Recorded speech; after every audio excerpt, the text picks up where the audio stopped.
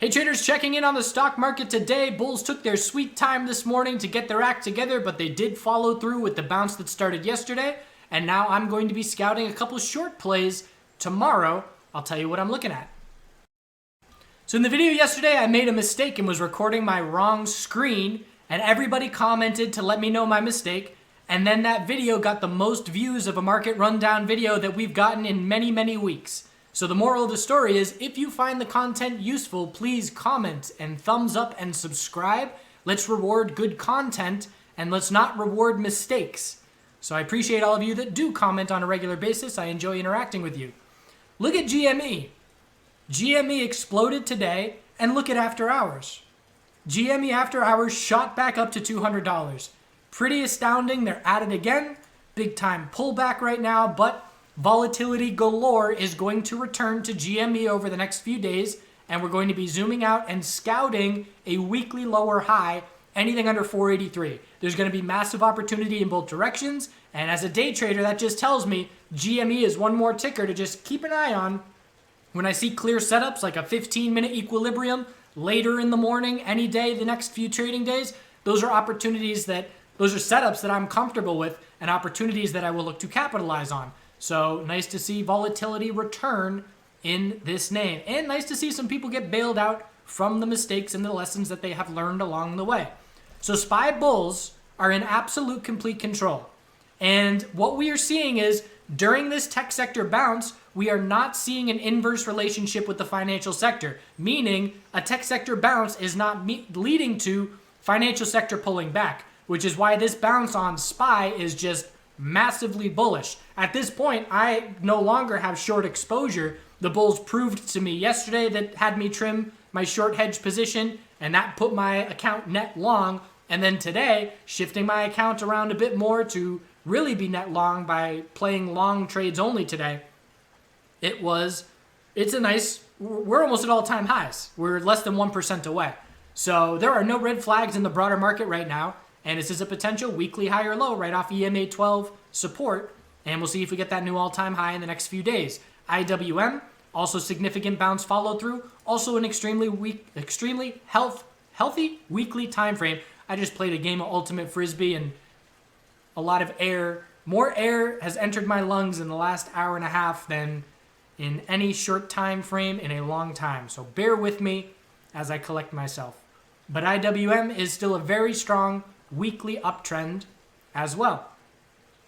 QQQ. So this is the star of the show as far as what we've been paying attention to the last 2 days, and helping the bounce in the MJ sector and the EV sector and the solar sector. These Biden names, the tech sector, pulling back together and bouncing together. So we had a lower open, and the bulls took their sweet time, and we dropped down with a lot of weakness first thing. Look at this morning open. We started up looking to try and gap up at 7 to 8 a.m. And then we dropped a very significant $8 over the next 2 hours. The only thing that kept the bulls hopeful and comfortable was the hourly uptrend as our guide. We knew that anything above 314.19 was an hourly high or low, and the low of the day was down at 315.96. So it was still an hourly uptrend. We saw a significant bounce right off the low of the day, and as soon as I see that bounce size, I'm looking for an entry. I'm not scaling into weakness, but I see a big enough bounce that tells me that we are likely to see a 5-minute high or low form as the most likely scenario. So this was a scenario where I had a stop level that was too tight, but I recognized that and jumped right back in. Need to make sure I'm recording the right screen and everything's good to go here. But this is one thing that newer traders struggle with, because they exit and then they freeze up. And that makes sense. It takes a long time to establish a game plan. It takes a long time to have confidence. So what I did is I saw this little pullback, and I made an entry, just an initial scale-in anti-FOMO position. And I would have entered 2 more positions all the way down back towards the low of the day. So I got filled at 318.60. And from there, we set a support level, and then we broke to a higher high, and then rejected from the high of the day. So a little bit of a red flag for me. And what I did is put my stop loss too tight at 318.19. And my game plan was, okay, well, if I get stopped out my aggressive position will get stopped out and I'll patiently look to add a 5-minute high or low because that'll tell me I'm trying to scale in too early.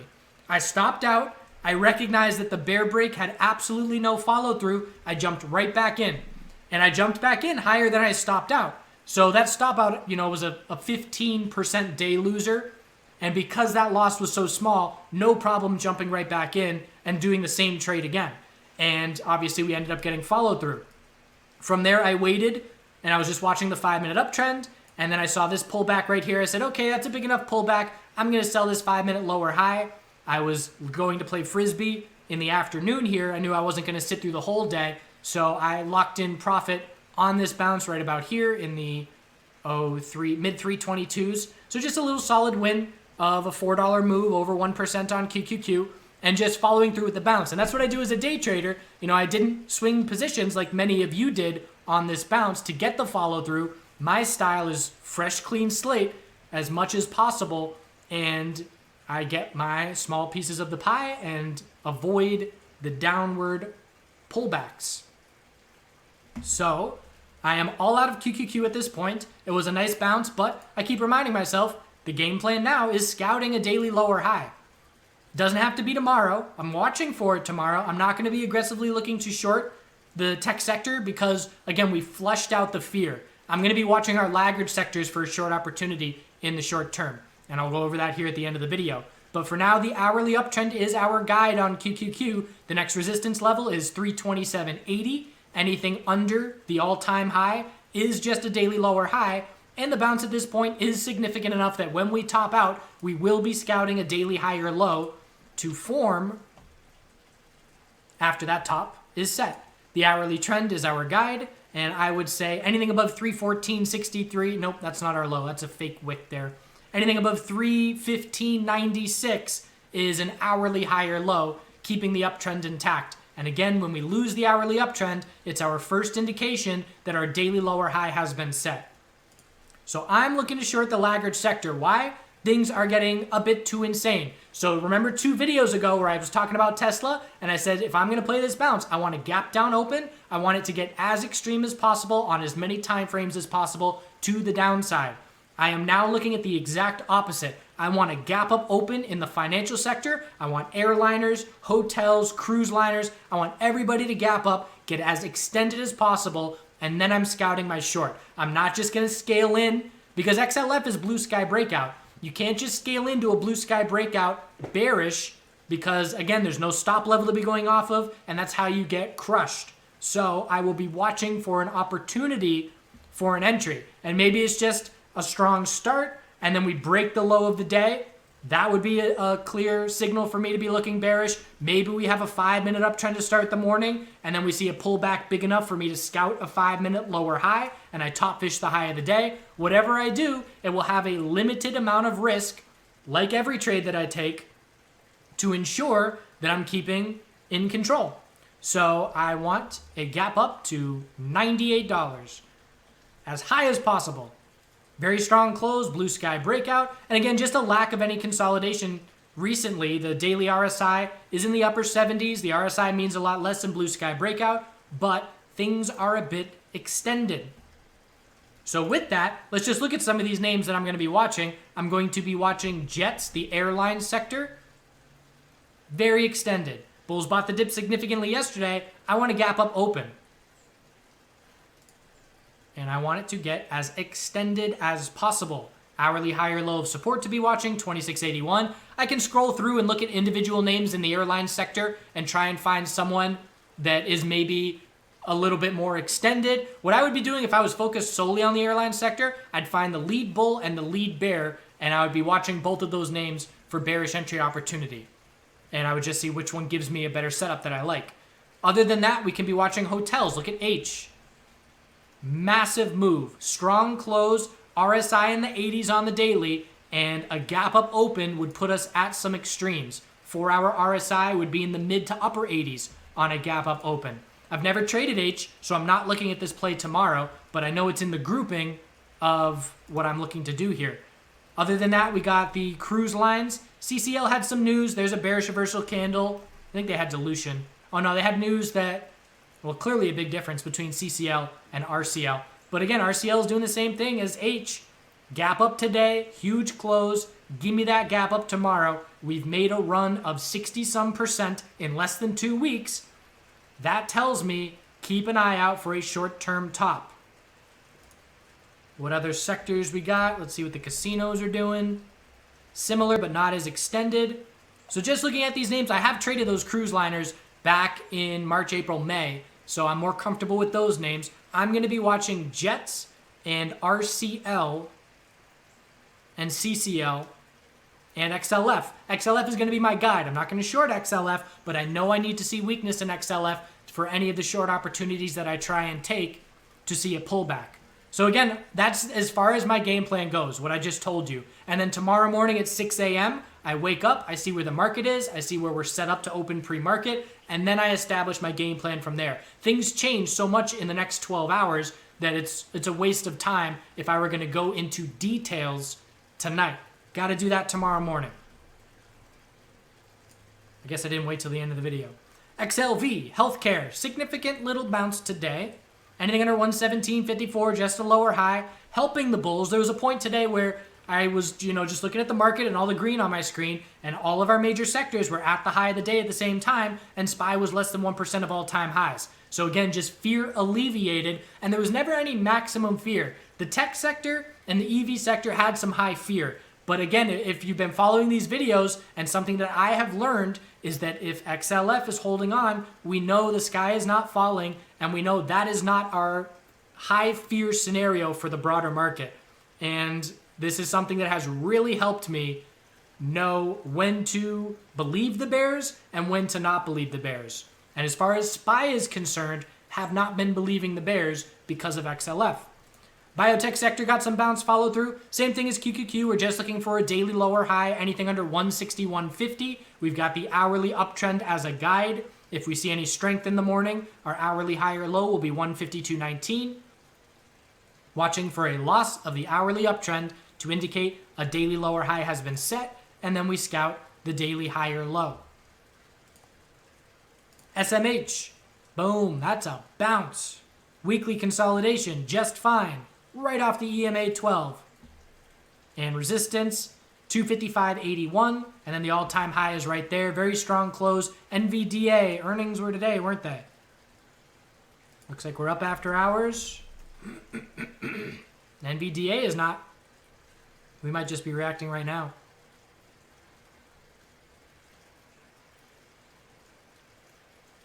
So that may derail the bulls a little bit in SMH. Although, not at all. Trying to gap up. NVDA might be in our SOXX ETF. I forget which one's US only and which one is international. Let's check.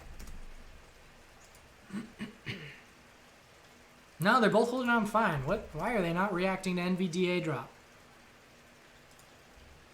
That's a bit confusing. Anyways, TAN. Bounce underway, solid follow through. Anything under 113.20, just a lower high. Hourly uptrend is our guide. Anything above the low of today is an hourly high or low. Question is, how long can the bulls keep these hourly uptrends intact? So again, at this point, the fact that our laggard sectors are way too overextended to be looking for bullish entry, and our tech sector bounces at this point, tech, solar, EV, MJ, they're all too extended for a bullish entry in the short term, in my opinion. So in my opinion, the next 2 days is scouting for bearish entries or not making many trades, for me personally. If you're already in a bullish position and you're a swing trader, you're just watching this hourly uptrend and hoping the bulls can get some solid follow through. MSOS, not as much follow through as the bulls would like to see today. Pretty limited candle, and still just watching these little lower highs, anything under 52.21. If we pull back, it's up to the bulls to then hold 46.28, that low, to try and set a daily high or low compared to that level. But notable because the Canadian MJ names had a really good day. Look at APHA, beautiful daily equilibrium. Watch this daily equilibrium for a break. Anything under 22.68 is just a lower high. And this equilibrium is on top watch for me for next week, because I know when this breaks, volume and volatility will return. And we're still very volatile here, but we will get even more so. TLRY also had a very significant bounce. Doesn't look like it, but that's 21.13 to 28. That's a 33% bounce in 2 days. So Canadian MJ had some bounce follow through. US MJ not so much. The VIX pulling back, close at the low.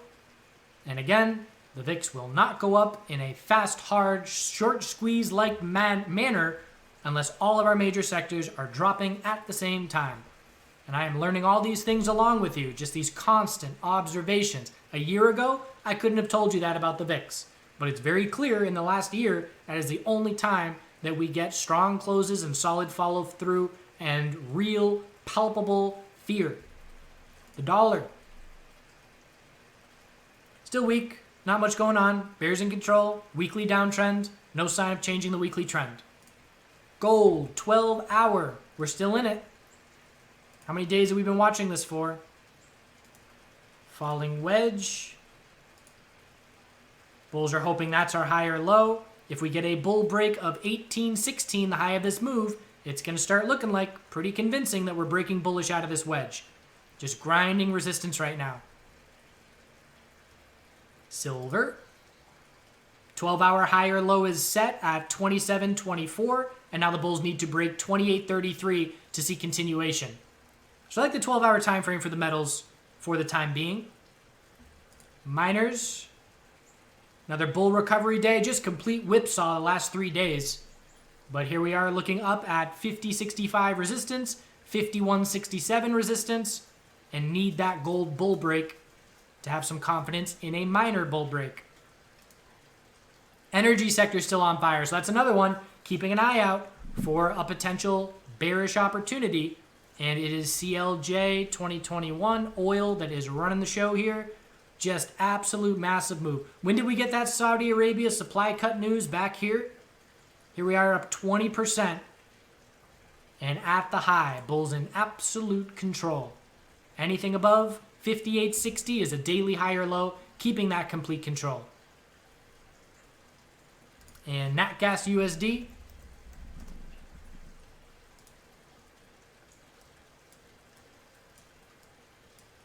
Nat Gas USD. Watching that falling wedge on the hourly still. We haven't broken it.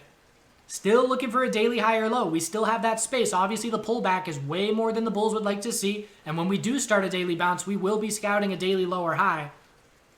Oh, looks like we did just break bearish. This is one scenario where, you know, the wedges, you can definitely alter lines often to ensure that it is still staying in play. I mean, look how similar that looks, and just the slightest tweak makes all the difference.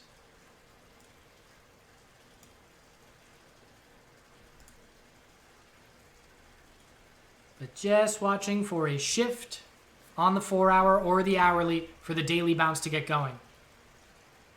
It's almost getting me interested in natural gas. 4-hour oversold is almost right here. Almost.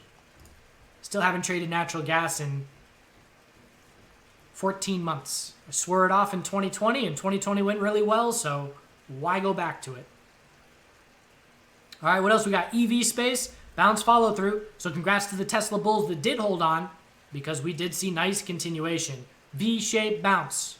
We reached a point where there was nobody left to sell, nobody left to short, and it was only shorts covering and bulls buying the dip, and it's beautiful follow through, but we're scouting a daily lower high. LI has earnings tomorrow morning. That's going to impact the sector, but everybody in the EV space just monster bounces. And again, too extended to be looking for an entry at this point, in my opinion. So I would only be looking for daily lower highs and for bulls to run out of bounce momentum, keeping in mind that LI earnings will have a short-term impact.